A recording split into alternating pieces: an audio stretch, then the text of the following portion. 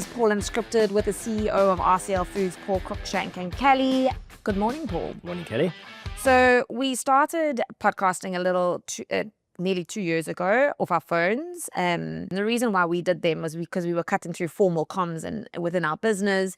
We wanted to give employees a platform where they had access to the CEO. Not many companies do that. I think we were, I don't want to say first of our kind, but we definitely did start something new. All the questions that Paul gets are unscripted. He doesn't know, and he has to answer honestly. Yes. Which So it sounds like we're going to employ questions today. Thank goodness that you do. We're not. We're going to talk a little bit about Paul as a CEO and it's a little bit of a reflective piece for you. You're a relatively new CEO in the land of CEOs, of CEOs within the FMCG business, but you have been a CEO for 4 years. You've settled in nicely to the role. I sound like I'm more senior than you. I'm quite embarrassed even saying my this. performance review now. I feel like I'm doing your KPIs. But let's talk about some stuff as a leader, Paul. What kind of business, not RCL business, the business front of South Africa, what are the major changes that you've seen since you've come in as a CEO and now as you sit here 4 years later? Well, one thing that hasn't changed is chaos reigns, and chaos is going to continue. So I've made peace with that now. Yes. We just moved from one form of chaos to the other. I think more progress has been made in South Africa than we give credit for. Really? Yes. Give us some examples. Well, load shedding is an easy one because that impacted us all personally and from a business point of view. And you think about the chaos that created operationally in a food business was just like ridiculous. And we quickly forgot about that when it disappeared. So I think progress has been made there. I see like latest reports are excess capacity at Eskom now, which is hilarious because everybody put solar panels up. Other progress would be things like Transnet and the ports. Yeah. And I know that that's not where we would want it to be, but I think progress has been made there. So I think the GNU has been surprisingly successful, not wanting to get into a lengthy political debate. But many people would have given that a zero chance of actually working. And I think they've got through a little bit more than we actually realize. We live in a beautiful country, by the way. Everybody wants to come and visit us. But you've always... And we're so critical of ourselves. I know. But having said that, there's an enormous amount of work to do, and it'll never be completely fixed. I think we need to make peace with that. I just want to touch on one thing, going back to load shedding, because a common misconception is, what are we not? The second biggest food manufacturer in the country? Second or third. Second or third. A lot of people think that big companies like RCL Foods were exempt. Oh, definitely not. So, I mean, when we went into load shedding 6.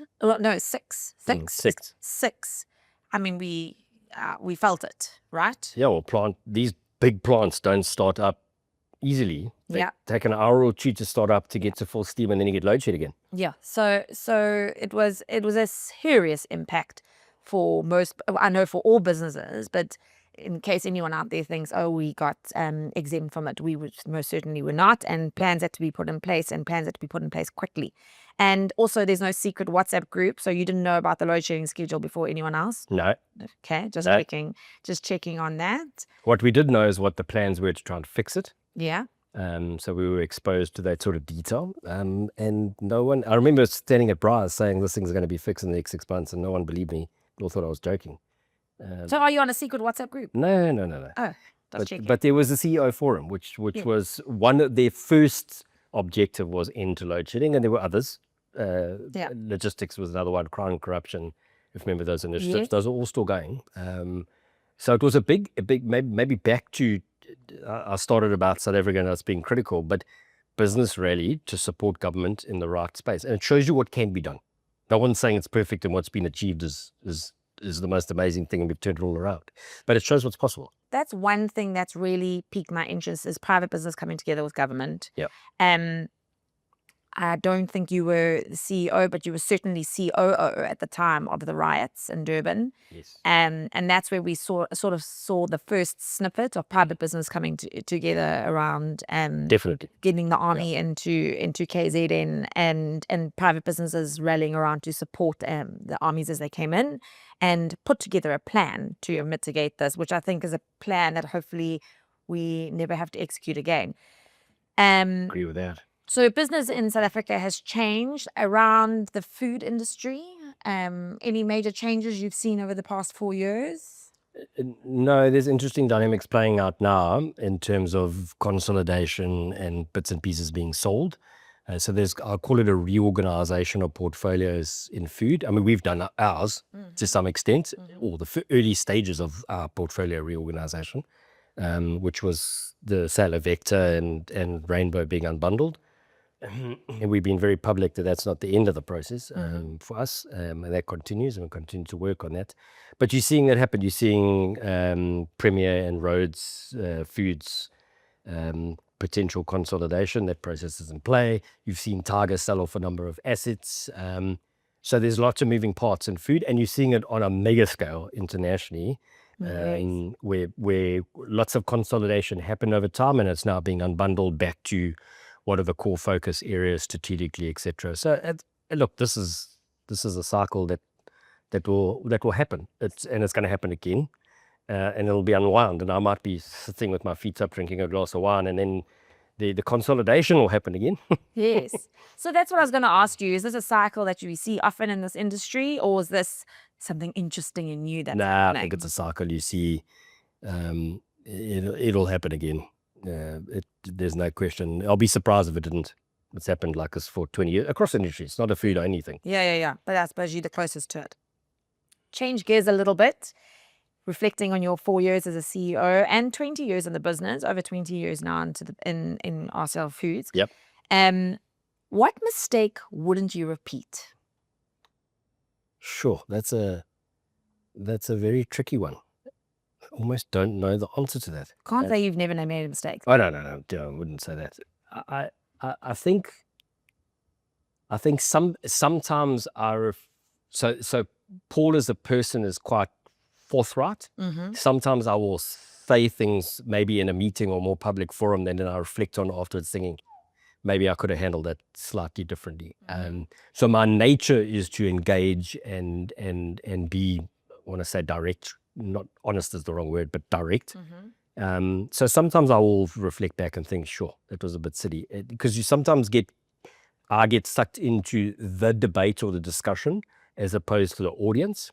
The exec team who know me really well will take it, but other people might sit in the room and think, oof. And I am aware that you're constantly being watched, everything you say and do. So I'm aware of that, but also I'm Paul, and if I think something, I might say it. Paul, your outlook for the future of business? Positive?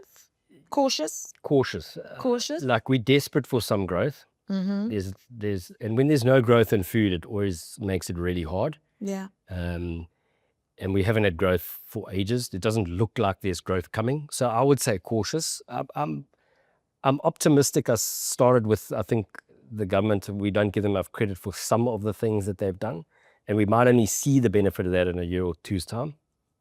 Just think about logistics as an example. Unless there's growth, it's hard to be super positive.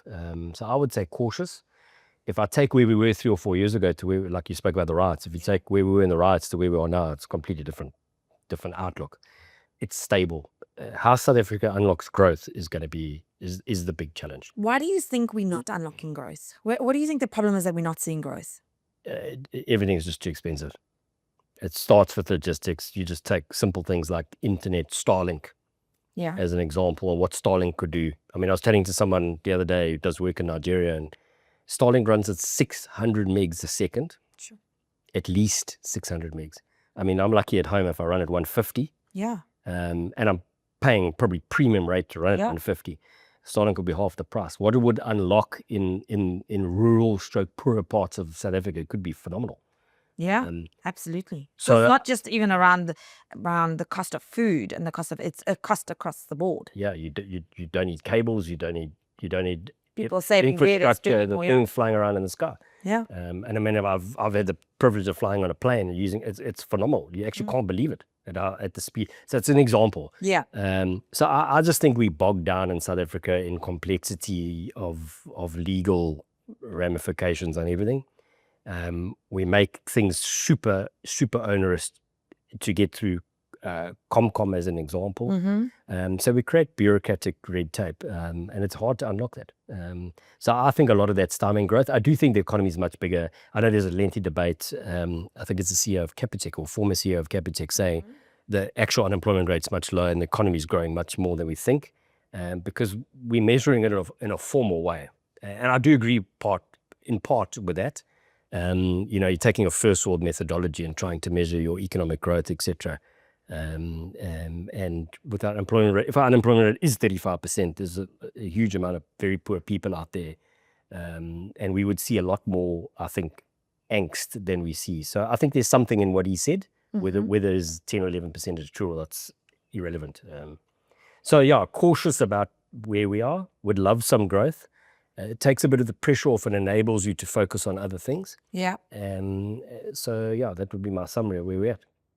And I mean, in order to keep moving forward positively, I mean, what are we going to have to do differently? I think we've got to you've got to become more flexible, more agile, make decisions a bit faster, take a bit more risk, maybe, on certain innovations. That's what I think, is that we're pretty much stagnant, not we, South Africa, stagnant in kind of our way. So, we're trying a few different things from an innovation point of view, one in the market, one coming. That's the sort of thing which I think will start to unlock some different. We need to be bold and take a bit of risk. Innovation's risky because they can fail. Yeah. And you put a lot of money behind. And it can cost a lot. But I think we need, I'm talking RCL Foods now as well. Yeah. Need to take a bit more risk and be a bit more bold behind a few innovations and projects, and take a long-term view. They might not give you a return in 2 years, but it might in 5, and then the return might be big. And I think we're a bit stuck in looking at a shorter time period and not thinking beyond Paul's lifespan, as an example. Yeah, well, I mean, I think that's something to watch, because you've said it now. We'll see if we start making some bold decisions and see what's coming through the pipeline. Paul, tell us something. I know there's not much that keeps you awake at night because you go to bed at 8 o'clock. You told us on a previous podcast. But right now, 2026. Knowing what you know, being the position that you've been in and being in the business for 20 years, and you've seen the cycles and the changes and the transformation within the business, what keeps you awake at night? Look, there's always something, and there's always operational challenge. But I think the big thing is where to next for RCL Foods is a big thing. We did some significant changes in the first couple of years, and then we've kind of stagnated to some extent. We've been very focused on, I'm going to say, get our house in order, get more organized internally, which is absolutely appropriate following the big changes of Rainbow and Vector, and their separations. So I think the next thing is where to now. And that'll be an interesting next phase for us to move into. Because growth is small, the current business we're in has got excellent brands. We continue to grow them, but what does RCL Foods look like in 2 or 3 years' time? That's what's in my head, and how do we unlock that value big time? So, is it safe to say our strategy's in place? Our strategy's in place, our execution is there, and then, but the big things are on the strategy, but we never model them in. Yeah. And what does it actually look like? It is Paul Cruikshank, the CEO of RCL Foods. This is Paul Unscripted. This is a micro podcast where Paul unpacks his, Paul talks about his mantra for the year, which is? Performance with intention. With intention. And today we chatted around Paul as the CEO. Thanks for joining us, Paul. We'll catch you next week. Thanks, Kelly. Bye.